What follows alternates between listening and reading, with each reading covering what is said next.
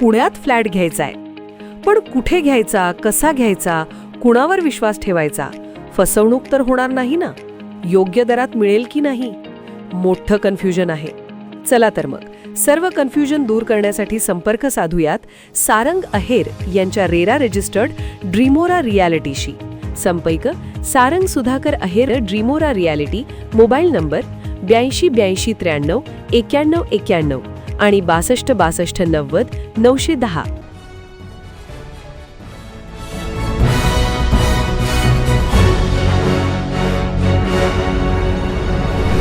आपण पाहत आहात BCCN न्यूज. रुसलेल्या वरुण राजाला प्रसन्न करण्यासाठी विठुराया चरणी बळीराजाचे साकडे. धोंडी धोंडी पाणी दे, ज्वारी बाजरी पिकू दे.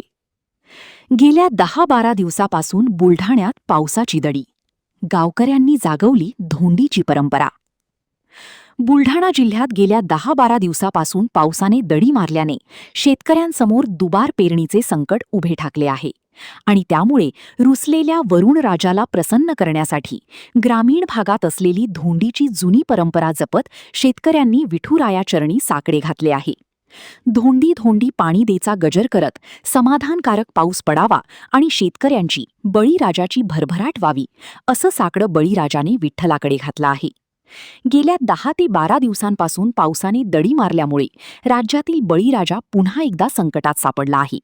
बुलढाणा जिल्ह्यात तर परिस्थिती अत्यंत चिंताजनक झाली असून नुकतीच उगवलेली पिके आता पाण्याअभावी करपून नष्ट होण्याच्या मार्गावर आहेत.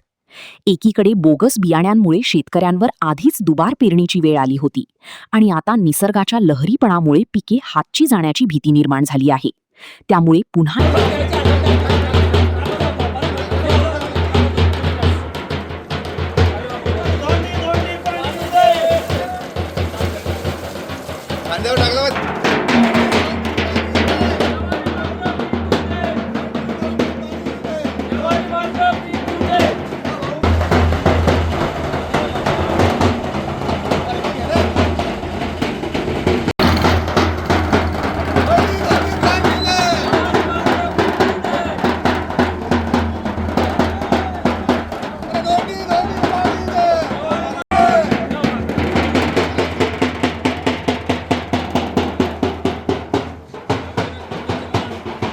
धोंडी धोंडी पाणी दे, ज्वारी बाजरा पिकू दे. धोंडी धोंडी पाणी.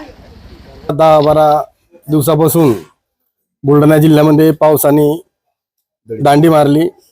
त्याच्यामुळे शेतकरी खूप मोठा संकटात सापडला आणि त्याच्यातच काही बोगस बियाणे कंपन्यांनी बोगस बियाणं शेतकऱ्यांना दिलं. त्यामुळे शेतकरी खूप मोठा परेशान आहे. त्यामुळे शेतकऱ्याला सुद्धा ती उगलं नाही आणि दुसरं बियाणे शेतकऱ्यांनी इकून तिकून पैसे जमा करून आणलं तर तेही सुद्धा आता या पावसाच्या दांडीमुळे टिकतं का नाही याच्यामुळे सध्या शेतकरी खूप मोठा संकटात सापडलेला आहे बुलढाणा जिल्ह्यामधला. तरी आम्ही त्या निमित्तानं देवाला साकडं घालण्यासाठी आज ही धोंडी काढली या ठिकाणी आणि देवाला प्रार्थना केली की बा पाणी येऊ दे, धोंडी धोंडी पाणी येऊ दे अशा प्रकारे घोषणा करून गावातील सगळे गावकरी सोबत होते आणि सगळेजण फिरलो आणि देवाला साकडं घातलं, विठुरायाला साकडं घातलं की लवकरात लवकर पाणी येऊ दे बाबा, शेतकऱ्याची भरपाट होते.